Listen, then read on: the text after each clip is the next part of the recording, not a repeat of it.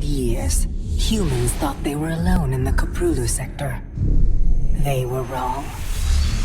The Zerg emerged, seeking to consume all in their path, and before long, the Protoss, a highly advanced alien race, began wiping out infested worlds, burning Zerg and Terran alike.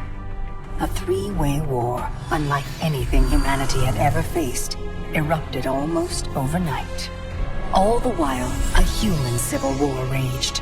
Marshal Jim Raynor vowed to oppose the corrupt dictator Arcturus Minsk for the betrayal of the woman he loved, Sarah Kerrigan. Boys, how about that evac? Damn you, Arcturus. Don't do this. It's done. Helmsman, signal the fleet and take us out of orbit. Now. Kerrigan, a loyal operative, was left to die at the hands of the Zerg. But the Zerg had other plans. They transformed her and unleashed her psionic power upon the Koprulu sector, searching for their real objective, the Protoss homeworld of Ire. The Protoss were unaware of this danger and slow to respond. Their rulers, the Conclave, had dispatched Executor Artanis to hunt for Tassadar, a commander who had refused to wipe out infested Terran worlds. They crossed paths with a Dark Templar mystic, whose kind was considered heretics by the Conclave. Through great effort, Zeratul convinced Tassadar and Artanis that he was not their enemy. Together they rallied more Protoss from both factions against the Zerg. Despite the Conclave's fury, they achieved significant victories against the Swarm. But when Zeratul struck down one of the Overmind's Cerebrates, his own mind was left vulnerable. From his thoughts, the Overmind gleaned Ire's true location, and the Swarm descended upon the Protoss homeworld with all their might and fury. It was Tassadar who kept the Templar from extinction that day. Using the power of both the Templar and the Dark Templar, he sacrificed himself to kill the Overmind.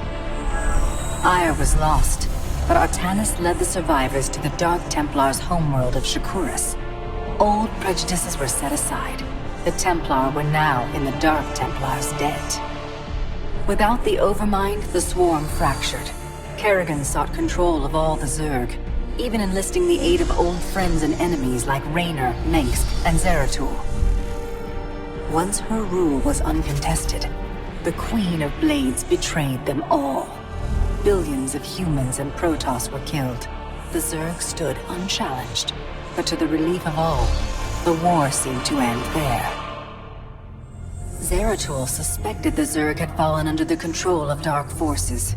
He uncovered prophecies stating that an ancient entity, Amon, was attempting to merge Protoss and Zerg lifeforms into an unholy hybrid, and that this evil might already have control of Kerrigan and her power.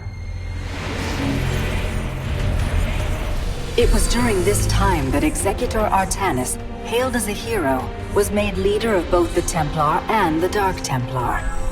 As Hierarch, Artanis united both factions, and promised to one day reclaim the glory they had lost on Ire.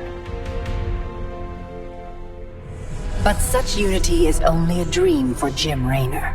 Mengsk still rules, and Raynor's small rebellion has counted for nothing against the Dominion's propaganda machine.